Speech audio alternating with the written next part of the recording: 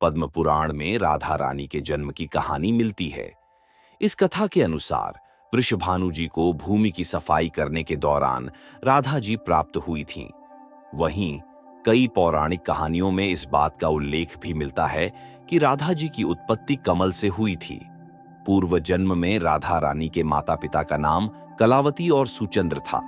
आइए विस्तार से जानते हैं राधा जी के जन्म की कहानी। राधा रानी की मां कीर्ति तथा वृषभानु जी के पूर्व जन्म के बारे में गर्ग संहिता में लिखा गया है। कन्नौज देव नाम के एक महान राजा थे जो भलंदन नाम से भी प्रसिद्ध थे। वहीं राधा जी की माता कीर्तिदा जी पूर्व जन्म में कलावती थीं। कलावती को अपने पूर्व जन्म की सारी बातें याद थीं। द्वापर युग में सुरभानु के घर एक बालक का जन्म हुआ जिसका नाम सुचंद्र रखा गया। आगे चलकर सुचंद्र जी ही वृषभानु जी बने। उन्हें भी पहले जन्म का स्मरण था। गोपों में उनकी प्रधानता थी।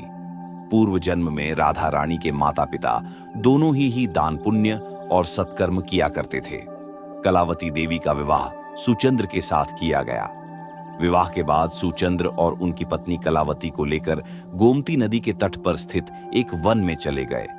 वहां जाकर उन्होंने ब्रह्मा जी की तपस्या की।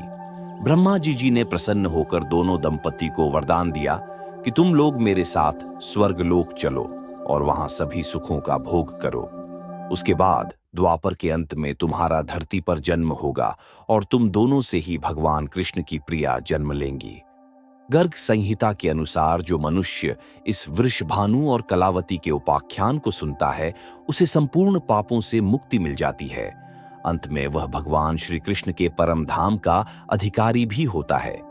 पद्म पुराण में वर्णित एक कथा के अनुसार वृषभानु जी यज्ञ भूमि साफ कर रहे थे तो उन्हें भूमि कन्या रूप में श्री राधा प्राप्त हुई।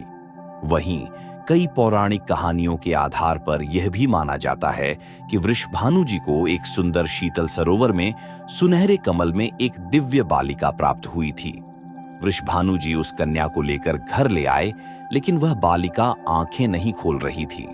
बालिका को काफी दिनों तक आंखें बंद की देखकर उनके माता पिता ने समझा कि वे देख नहीं सकती, लेकिन जब बाल रूप में श्री कृष्ण राधा रानी के सामने आए तो राधा जी ने आंखें खोलीं और मुस्कुराने लगीं। ऐसी रोचक जानकारी के लिए हमारे चैनल को लाइक, शेयर और सब्सक्राइब करें।